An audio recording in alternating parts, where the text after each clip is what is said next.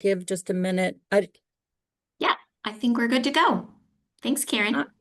Absolutely. Well, good afternoon, everyone. Welcome to HSITAG's first panel for the webinar series, Interoperability Today and Tomorrow. My name is Karen Snyder, and I will be moderating today's session. I am the HSITAG Trends and Topics Chairman, and very much appreciate everybody's attendance today. For those of you who are not familiar with HSITAG or the Human Services IT Advisory Group, HSITAG is a nonprofit industry trade association that's made up of a diverse group of vendors, and we serve as a collaborative source of knowledge, educational outreach, and guidance to improve the delivery of health and human services programs within government. If anybody is interested in joining or additional information in regards to HSITAG, please reach out to our executive director, Jen Saha, and she is going to be putting a link in the chat where you can contact her. So thanks for doing that, Jen. With that, I'm going to go ahead and introduce our panel. We have a dynamic panel for you today. We have Dave McCann, who is the Fractional CTO and Strategic Advisor for United Ways of California. We have Sue Gallagher, who is the Chief Innovation Officer, Children's Services Council of Broward County, as well as Marci McCoy-Roth, who is the Chief Impact and Innovation Officer for the American Public Human Services Association, otherwise known as APHSA. So panelists, welcome and thank you for your participation today. I'm going to ask each of the panelists at this time to give us about a 3-minute overview in regards to the current project and work that they are doing around interoperability. So with that, I'm going to go ahead and turn it over to Dave. Well, thank you very much, and I appreciate the opportunity to participate in today's learning opportunity. So my name is Dave McCann. I'm the representing and working for 9 United Ways in California who have taken a state grant from Health and Human Services to participate in a pretty massive project in California called Data Exchange Framework. There are 740 grantees across the state. United Way are 11 of them. And there are 4,000 organizations that have committed to interoperate and share data focused on healthcare and social care. And in the last 15 months, our collective of 211s that service 28 counties and about 18 million people, and we take about 1 million inbound calls a year from lower income members of our community who are struggling with housing, food, insecurity, transportation, other needs. We're building out a new model on how to exchange data. And we started in Orange County, California. We're now live on a common platform in Riverside, San Bernardino, and we're going to be moving a common model into 28 counties and passing data in what we call a data payload. And we're working with the state of California, and we're working with particular counties and about 2,000 community-based organizations. Excellent. Thank you so much, Dave. Sue, over to you. Wow, Dave, I just want to say, wow, that's huge and that's amazing. So that's great. I'm gonna bring us down to a county level, one county in one state. So I'm Sue Gallagher, and I'm the Chief Innovation Officer at the Children's Services Council, which is a property tax-driven organization that funds prevention programs for children and families in Broward County, which is home to about 2 million people. And our project is, it's called We Are Supported. And our sort of initial use case was really looking at the experience of young people who have a mental health crisis and are being involuntarily admitted for 72 hours for a sort of a support and settle down. What in Florida we call a Baker Act. And what we found is that in Broward, there's about 2,000 young people a year who are Baker Acted, and about 25% of them recidivate. And so our project brings together our child welfare agency, where a lot of the young people come from, our school district, the receiving facilities for the Behavioral Health Baker Act, our Behavioral Health Managing Entity, and the Children's Services Council, which provides a lot of the prevention funding.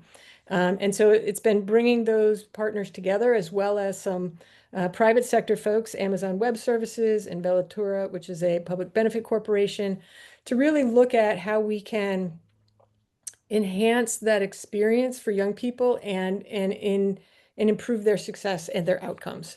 And so this project has been around since around 2022, when we've really tried to bring folks together. So that's what we're working on in Broward County, Florida. Excellent. Thanks, Sue. And with the mental health crisis across the country, excellent work. Thank you. Marci, over to you. Yes, thank you. It's great to hear about your project. So it's exciting to get more details about all that. So I actually have two different initiatives I wanted to just mention. One of them is at the national level, and one is a pilot with 3 state teams. So the first one is the National Electronic Interstate Compact Enterprise, and that's something I've been a part of since it was a pilot itself in 2013 with 6 states. But this is an initiative to exchange child welfare information across state lines as part of the Interstate Compact on the placement of children. Before we had this electronic exchange that was built with our partner, Tetris Corporation, we were sending paper packets back and forth to one another, trying to figure out, like, is this placement a suitable placement for a child? And, you know, sometimes these packets were 300 pages long, and they were being sent by mail or fax back in the day when there were fax. So our pilot was intended to speed up that process and make it electronic, and to use the National Information Exchange Model standards for data in order to make those exchanges possible. So as I think Sharad Rao from Tetris explained to me early on, interoperability is about, and NEEM standards were about taking a state whose data was maybe in Portuguese, sending it through NEEM standards where it's translated, and ending up in a state where maybe they're speaking Japanese, right? So it's an idea of like streamlining and making that interoperability. So now we have 47 states who are using our data exchange. We're no longer a pilot, we're fully functioning, we're partially funded by federal funding, a grant that has been supported by the Children's Bureau, as well as state fees, and that's how that model works. We have about 30,000 children whose information is processed through the NEIS every year, and that's growing. And we're close to getting all the rest of our jurisdictions on board. So we're working on that. The other project I just want to mention, I don't want to take too much time, but it's a new initiative that APHSA has launched working with the Gates Foundation, which is called the Data and Impact State Action and Innovation Lab. It's called Data Sail. And this is a cross-sector team that we're working with 3 states. We just picked the states this week, but I don't have permission to share the state names yet, so that hasn't been announced. But basically, these states are bringing together 3 teams across disciplines, across health, human services, and workforce. And our project is working with them to wrap technical assistance and innovation funds so that they can create data-enabled solutions. So using data to make person-centered services and to create some cohesion across those 3 usually siloed systems. So we're really excited about that. And that's an initiative that's really going to focus on data collection and data connection and how to bridge those different silos. Thanks so much, Marci. It sounds like you guys have just a few things going on there at APHSA. So thank you. With those summaries, we are going to go ahead and dive into the kind of a fireside chat, so to speak, talking about the strategic value of the data interoperability. And for the audience, we do plan to leave about 10 minutes at the end for questions. But if you have different questions, if you do want to go ahead and put them in the chat and we can read them at the end, or at the end you can come off mute to ask your questions. So, but with that, Marci, I'm going to go ahead and start with you. And, you know, as you talk about the interstate compact and starting with the paper and moving now with the 47 states, and in many of the modernization efforts, a lot of leaders start with technology when it comes to interoperability. And so, you know, why do you think it's so critical to start with a clearly defined business case? And how have you seen that shift the trajectory of the project? Yeah, thank you. As I was reflecting on this, I was thinking how critical that was to our success, because trying to work with 50 different states, actually 52 jurisdictions, including DC and the US Virgin Islands, and everyone's doing things a little differently. And even the ICPC process, which is a standard across all these jurisdictions, they're still doing things a little differently. But by having a very clearly defined purpose and an outcome that we were working toward, it was a way of unifying and getting through some of the non-technology challenges that we faced along the way. And our business case was very simple. It was about speeding up interstate placements for children, and doing that efficiently, but also very securely and safely. So the technology was really built in service of that mission, and it was also a way of working through those legal and other kinds of challenges to interoperability that are not technology related. And I would say that our data sale project does the same. It's really about defining the policy or practice challenge first, and then the data solutions and the interoperability really wrap around that solution. Thanks, Marci. Sue or Dave, anything you'd like to add from your experience? Yeah, I would be happy. I don't mean to jump ahead of Sue, but I'll jump in. So in our experience, and United Way has been doing programs in communities a long time.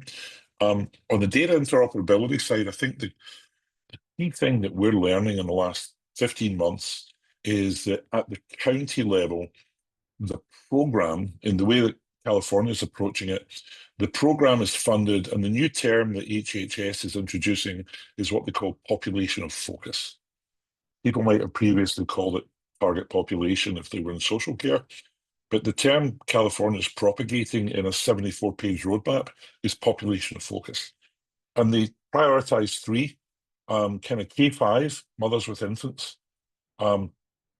expectant mothers, and then people experiencing homelessness. There are 7 other populations of focus.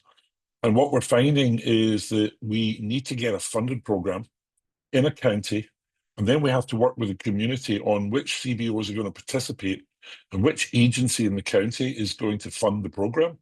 And then we start designing the metrics of success. And then for the success of the outcome, we work back to the data needed that on the client that the participants need to gather. And so I would say that our learning is the program and the population of focus are critical. Otherwise, there's a lot of talk and no action. But when the funded program, let's say homelessness, we've done a couple of projects now in Orange County around homelessness, where the funding entity ends up with a 2-year goal, and then we have to be able to prove metrics of impact around the program. So for me, it's the program actually becomes the unit of importance to get agreement and movement. Business focused, technology enabled. Sue, anything you want to add there? Just one thing I want to add, because I know, because we've all grown up with silos, right? And we see what's in our lane. And so one important movement in our work was to have a one-pager that showed all of the partners and how they're supporting that young person, all on one page, right? So that we could all kind of see what our role is and that we're kind of in this together. And so having that visual was really important and helps begin to shift that silo kind of thinking. Love it. Thanks so much, Sue. Sue, we'll move to you for the next one. From your experience, what resonates most with funders, whether they're federal partners, legislators, or philanthropic investors, when you're making the case for interoperability? Yeah, at the local level, there's a couple of ways that funders really want to buy into this work. One is compassion for the young person, right? Like understanding that these are traumatizing events and the ways that we can work together to reduce that both for the young person and their family is an important value, right? That's shared among many funders. Additionally, there is the pain points that funders know providers have around staff workloads and the inefficiencies in the system and not being able to get sufficient information to be able to support the young person and their family, and really wanting to make those processes seamless and more efficient. And then, of course, the cost savings, the return on investment, the outcomes that our funders are accountable for, but also can show, in our case, taxpayers, here's how your money has been spent to improve not only outcomes, but the overall cost savings to the community. So those really are the three kind of areas is, compassion, mitigating workload and workforce issues, and then a return on investment and cost savings. Yeah, three critical items. Marci or Dave, any additional ones you'd add to those three, or agree with those three is from that perspective? I think those were spot on. I had those in my notes also, Sue, so those are you added even more. I would say the other thing, at least for the NACE system, that our funders were, the Children's Bureau and others were really excited about was the interoperability potential, not just for the ICPC and the data for child welfare, but what it could mean for other types of data and how we could leverage this system and this national exchange that's been built to help break down other silos and other kinds of data exchange opportunities. So I think that was another kind of key interest of our funders. And so showing that success to take that to other places as a best practice. Yeah, I would add to both those. And I think Sue talked earlier about overcoming silo. When we engage with somebody in a 211, we find that person may need 4 different services. And we're actually referring Maria and her 2 kids, focus number 1. And we're referring Maria and her 2 kids to 4 different CBOs for 4 different outcomes. And 70% of our funding now in United Ways is mostly government and 30% is philanthropic. So depending on whether the funder was multiple agencies in the county or whether it was also a philanthropist, they're really interested in seeing the person's total experience across all 4 services. Now, one that is urgent that we're meeting on literally yesterday is expiration of SNAP on Saturday. And so what are we doing to be able to refer Maria and her 2 kids to a food bank that actually has got capacity? And can we actually even get her transportation because she can't meet her food bill next week? And this is where the philanthropist who's going to write the check, knowing that SNAP's expiring, actually wants to know how many people are we going to impact? Which food banks are we facilitating? One of our United Ways is literally working on capacity from the food bank updated every 6 hours. And so we don't want to send Maria and her 2 kids to a food bank that when she gets there, there's nothing left. And so I think this impact across silo is critical right now, where we're trying to get philanthropists to plug the gaps as money runs out. Excellent. Right back to Sue's opening with breaking down those silos and being person-centered versus program-centered. So Dave, moving on to you, the HSITAG white paper on interoperability stresses the importance of tangible outcomes, as we've all been talking here already. What are the most compelling metrics or success measures you've used to demonstrate the value of cross-program data exchange? Great question. So across 26 counties, which I've now studied for 15 months, the common one in the majority of our counties is homelessness as a crisis. And so every county supervisor and every agency is under the gun to try and prove that we are mitigating homelessness and getting people housed or preventing people from becoming homeless. So a key dashboard that we built for our Medi-Cal provider in Orange County, where we collaborated with them on was, are we getting people housed? And so we're tracking that. We've got 2 programs on getting people into apartments off the street. And so how long did it take? How much money did it take? Where did we get them housed? And how many are we getting housed? So getting housed is metric 1.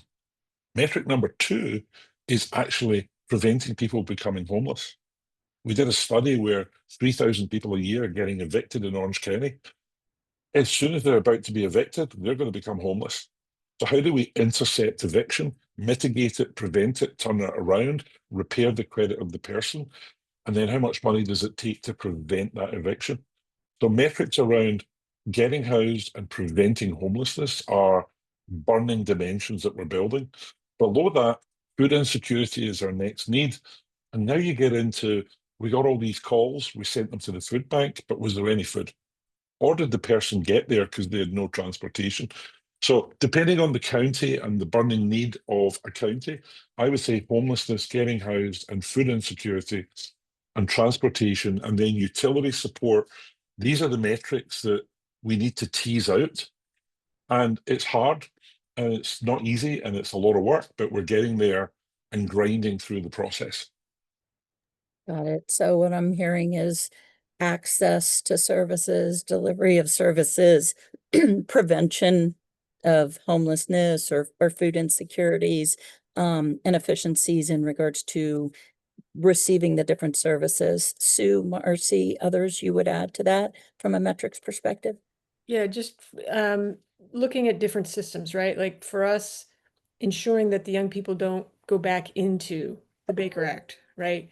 Also looking at, ensuring that young people don't recidivate if they got arrested, right? So reducing the contact with some of these other systems, that families don't go into child welfare. Those kinds of not hitting the system admission and preventing those are important metrics for a lot of children and families.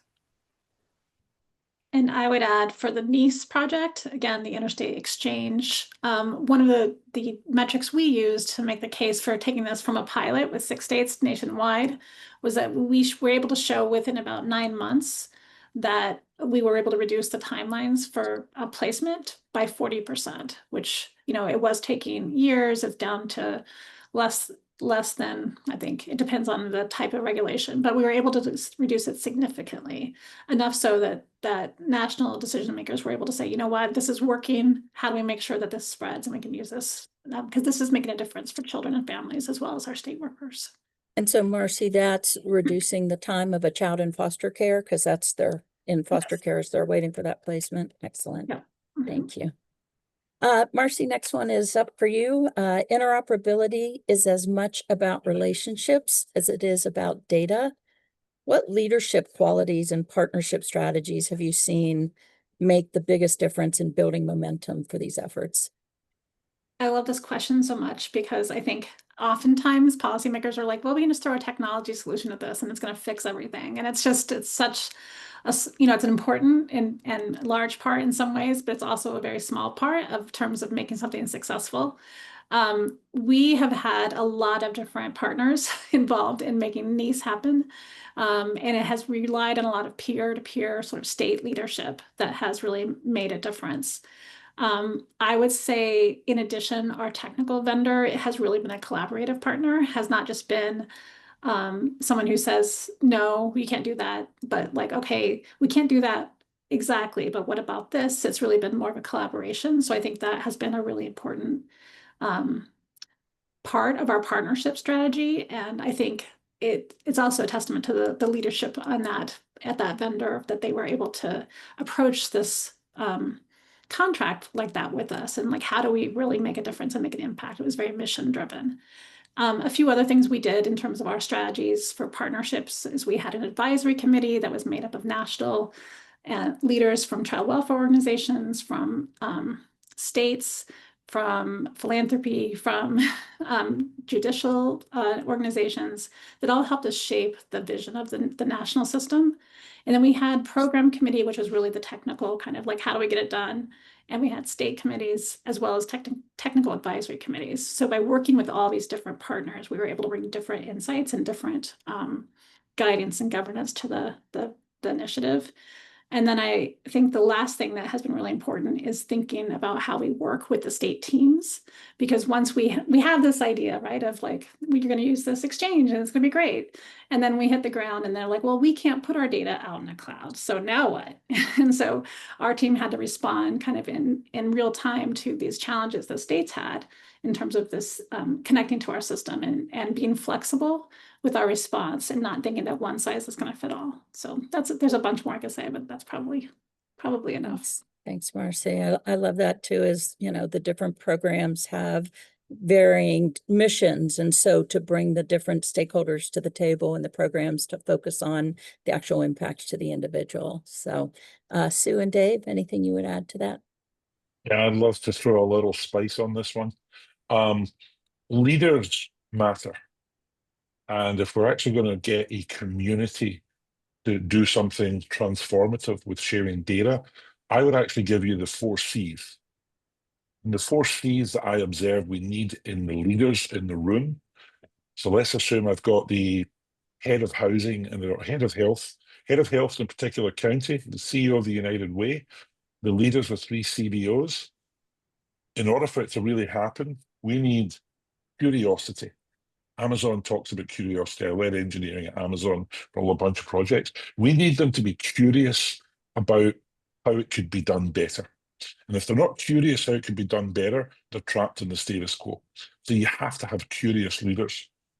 You then have to have leaders who are collaborative. If they're not willing to collaborate as a team, nothing's going to happen. And then candidly, which we don't always find, you have to have courage. You have to have courage to do something different, to pioneer, to take risk. It may not work. And then it takes time. So they need conviction. If they're not going to stay the course until it works and they're faint-hearted, it won't happen. So I think about your question literally provoked what I think about it. I think I'm looking for the 4 C's. And if I don't have the 4 C's and those 3 leaders in the workshop, nothing will actually become an action plan. But if I have inspired leaders who are curious and collaborative, we'll be up and running in 4 months with a pilot. But I can't get to the pilot without the 4 C's. That's right. That's right. Sue, anything you'd add to that? Yeah, that's great. I love that. And I'm just going to get a little bit more granular. So what we also had to see in our leaders is the willingness to commit resources outside of technology. To Marci's point, leaders are quick to say, yes, it's a technology solution, bring in the folks and build it. We actually established work streams where one work stream was technology. One work stream was the legal, right? Get the lawyers in early, get them started, get them working on that kind of stuff. The next was funding, right? Sustainability and funding. And leaders have to commit resources to those work streams. And then the last one, which I think is an innovation in Broward, is that also a commitment to support impacted people, young people, their families, even the system professionals, bringing in their voice, their agency, their experience to co-design the process, from forms to technology to access to consent. And so really being, as a leader, able to see this project is more than technology, and we'll need to commit resources to make it happen. Yeah, I just heard all of you talk about going from curiosity to capability. So I appreciate those steps and there. Sue, once you've launched an interoperability initiative, how do you keep the value story alive for partners and funders so the project continues to grow rather than stalling after that initial success?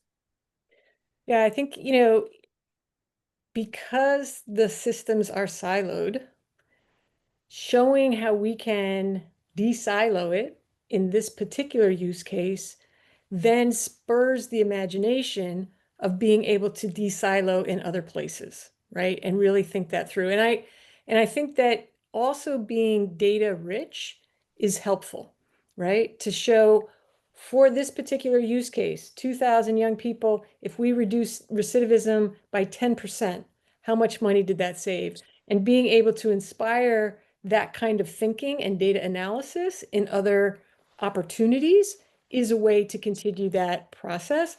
And then also to think about how these interoperability pilots or modules can ultimately be connected as well, right? So not thinking just to the next use case, but to that field of interoperability that experiences like Marci and David are building, right? To that larger picture and giving people the tools to see themselves in that. And I'm a big fan of one-pagers to show them the picture. Here's how this fits in. So thanks. Got it. So back to those best practices and so you can take that to the other projects. Marci, Dave, anything you would add as well in regards to keeping the momentum going? Yeah, we had, I mean, that was a big challenge for us, right? It's been a long path to getting to 47 states. One of the things we used was a visual map of our states of who was using the system. And as we had the outcomes of reducing the timelines to permanency, and we would go and talk to our state partners about like, here's what we're accomplishing. And the states that did not have their little section colored in, their state colored in, were like, well, why isn't our team using this? Like, we've got to get going. This is making a difference for kids. Let's get going. It's been very gratifying to see that map fill in with colors, and it's been motivating. It's been a way of keeping the momentum going. So that's just like a very simple way that we were able to do that.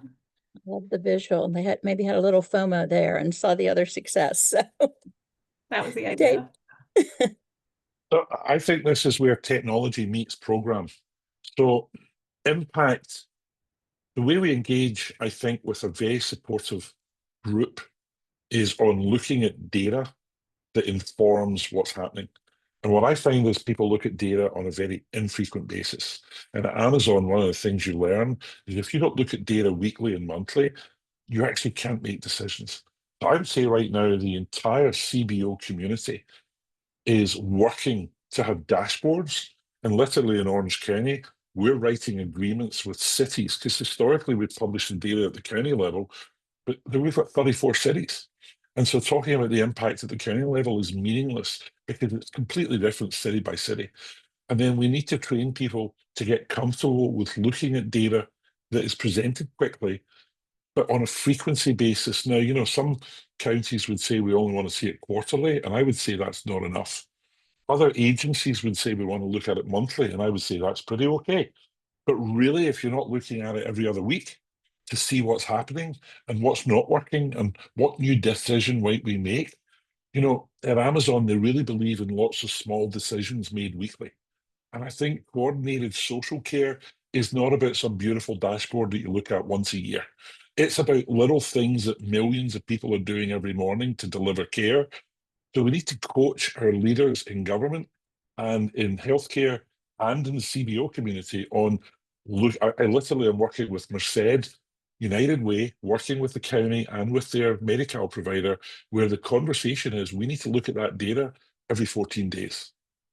And if you're not looking at it, you don't have to look at it for a long time. You can do it in 20 minutes, but look at the data, draw a conclusion, and do something different. Get better, learn where you're not working. We have to learn to use data to inform decisions that cause better outcomes. So I think it's operationalizing how we use data to do things better. And if I could just add to that, because that actually prompted something I did want to mention, is that I think that's another way that we have been really trying to sustain the niche is by not only exchanging the data, but also finding a way to create these dashboards, which provide real-time pictures of how states are doing in terms of how long it's taking them to process certain types of cases for children, and being able to see what their average is compared to the national average. And so we just launched this in July for the first time. States now know real time. Okay, it was taking us 100 days and it's taking, the national average is 90, whatever that is. It's not that high. But like, why is it that we're taking longer? Like, what are we doing differently? Are we doing things better? Or are we not doing things as well? And I do think that's another way of sustaining interest and using the information. And the other piece that we did, and I'll stop talking, is that we built in dashboards to the caseworkers who are using the system so they can see their own data in real time and where there are delays and where they're taking longer. And so it's not just like management coming in and saying, hey, you need to speed up, but people can see like, oh, I'm not really going as fast as I maybe should be. What can I do? Love it. Love learning from each other.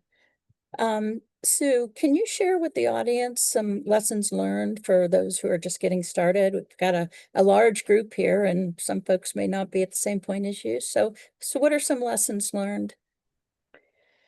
Yeah, I think it's, you know, starting with where's the pain point and bringing folks together into a room and identifying, you know, sort of the specifics of that pain point, and then beginning to talk about, well, how could interoperability help address that and mitigate that, right? So beginning with some, you know, very localized conversations, at least, you know, in a local context. I know folks are dealing at a state and national level. But have that conversation and begin to imagine what might be possible.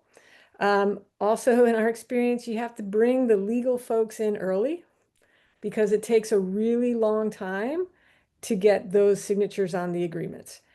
also it was interesting to note that in our experience, lawyers are a lot about mitigating risk for their organization.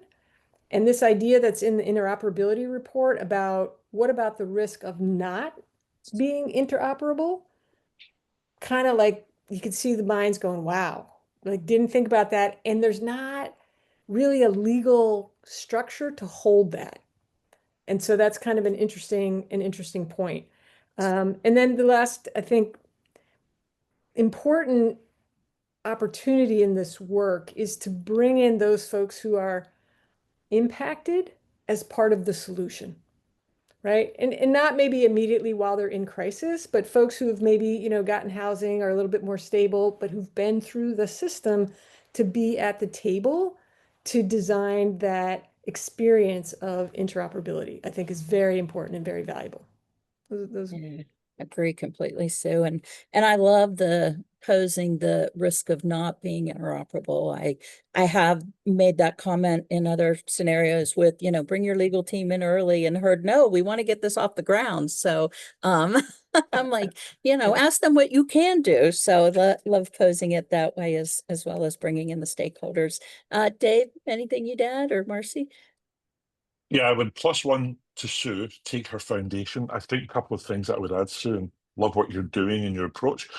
I think it's very important in the kickoff meeting, and we're kicking off, for example, with a couple of counties in Northern California. It's good to have a vision. The leader has a vision of what could be better. You need to get very precise on what you're going to start with. What is your minimum viable product? What's the minimum viable service? When are we going to switch this on and try it? You have to have some form of urgency. So vision to urgency and a timeline, an aspirational, let's start. And then building on your lawyer comment, I would actually say for data interoperability, a friction point in a county is the continuum of care has a vote. And the continuum of care is not very tech savvy. And then the lawyers actually need to talk to the security people. So we brought in California, we work with a company called CISO Share. And in actual fact, you need to convince people, for the lawyers, that the data is encrypted, that we have a security policy, that we are highly good in our security methodology, and that we're confident that if any data is passed, A, we have consent. So you have to have a consent model. And then B, even if you have consent, you have to have really good data security when I move that encrypted data. And so as we do data interoperability, we're teaching CBOs, United Ways, and then we're convincing skeptical counties that CBOs are actually competent at security and privacy, because they tend to be a little patronizing. And the reality is that counties do not have a monopoly on competency in security and privacy. And I think counties need to treat CBOs and NPOs with a degree of respect that we can be just as secure and capable as a county. But thank you. And I would Marci, anything? Yep.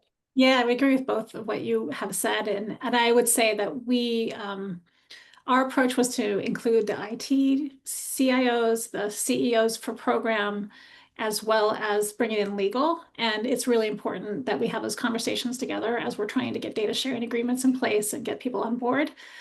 In a state where maybe the governor got really excited and said, yes, we're going to get on board, and made everyone do it, but didn't have time for the legal to get on board, then we had problems later where legal came in when it was time to renew the data sharing agreement. Legal's like, no, we can't sign this.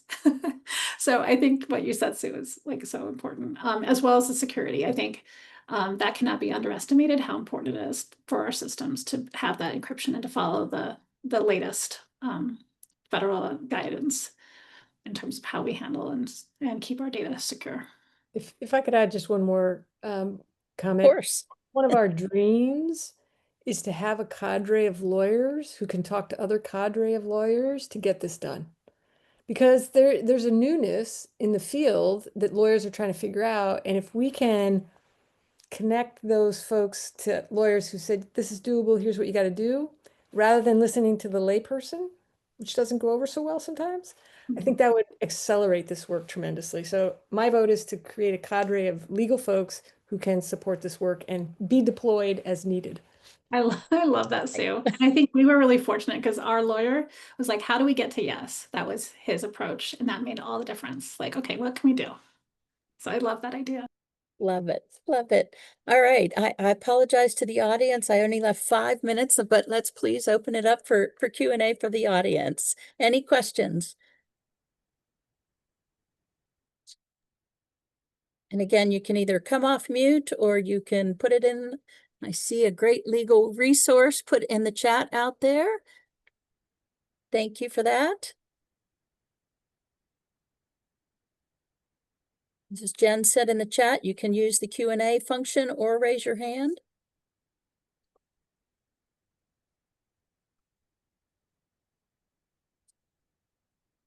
You see any out there, or should I go ahead and ask another question or give it a minute here?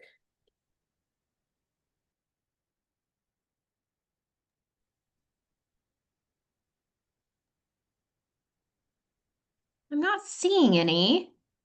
I know it's not a shy group.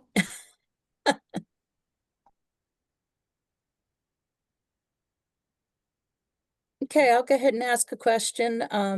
Marci, starting with you, from a strategic lens, how do you see interoperability supporting the long-term goals of human services agencies and providers? And I guess that's somewhat of a summary of what we've been talking about this entire time. So, strategic lens, how does it support those long-term goals? Yeah. I mean, for me, I think interoperability is really how we future-proof human services, because it's not just about connecting systems. It's really about uniting missions that we all have in our different areas. And I think when the data can flow across programs, then our agencies and our community-based partners can see the full picture of the people in the communities we're serving. So for me, it's really like a fundamental thing we've got to figure out, because it's really how we improve those outcomes. And that's why we're all in this business. Absolutely. Sue, Dave? I don't think I'm going to pile on here. I'm pretty, I think I'm +1 to what's been said. Yeah, I guess I just want to add, part of the discussions that we've had here is the education of community and the way that interoperability is messaged to community, and how to structure the user interface in a way that both affirms the power of choice in that individual as well as their understanding of where their data is flowing. So in this work, there's also an important lens on how service recipients and community members are understanding and interfacing and have some agency in this interoperability. So that's been an important aspect for us to keep in mind, because the system CBO work can be all-consuming, and the value add of bringing in community, I think, is essential. Absolutely. Thanks, Sue. Michael Pancook, I see your hand up. Yeah, I just had a question. I work in Maine, and I'm sort of trying to figure out how to develop community information exchanges here in our state. And one approach that I'm starting to think about is trying to figure out how to invest in what's already happening locally. But right, for that to work, we need to figure out a way, as those sort of shoots grow, to have them coordinated, technologically and whatever. And I didn't know if you had any sort of advice on how to move from a lot of exciting small local projects to connection across a larger area. Go ahead, I'd Dave. love to answer that question. I would tell you, call your 211 and your local United Way and ask them what they're up to. Because 211's already taking calls and working with agencies across multiple entities, and they're working with a network of CBOs. And so United Way onboards CBOs to programs, and then we figure out the data needed. So I would start off by investigating who's driving from your United Way and 211 over that surface area. And there may be other people, but they've probably, I'm at a conference in Kansas City right now with 300 people running 211s around the country. And so I suspect Maine are here, and we're all discussing CIEs, data interoperability. It's been the whole conference for 4 days on data interoperability. So go call your 211 United Way. Excellent. Anything anyone wants to add? I also thought about your local associations, Michael, whether it's the, county association or cities. That's, talking with them, they may have some information as well, hearing from the local communities in regards to what they're doing. We are right at 1:45, and so I just want to thank you, Sue, Dave, Marci, for a wonderful discussion, for the work that you are doing to drive better outcomes and efficiencies for families and children across the country. Very much appreciate everybody's time and participation. Mary Sarah, I think you're going to put up a screen here in regards to our upcoming webinars. Anything you'd like to add? I just thank everyone for being here and joining the conversation. Thank you to Dave McCann, Marci McCoy-Roth, Sue Gallagher for the conversation today. There are 3 more conversations coming up, so please tune in. This is a series. Today we talked about value, establishing the value. Next, we're going to talk about funding, then about governance, and finally about lessons learned. This is all focused on human services data, and we hope that you'll be able to join our conversation. Thank you all. Thanks all. Have a wonderful afternoon. Thanks so much. Take care.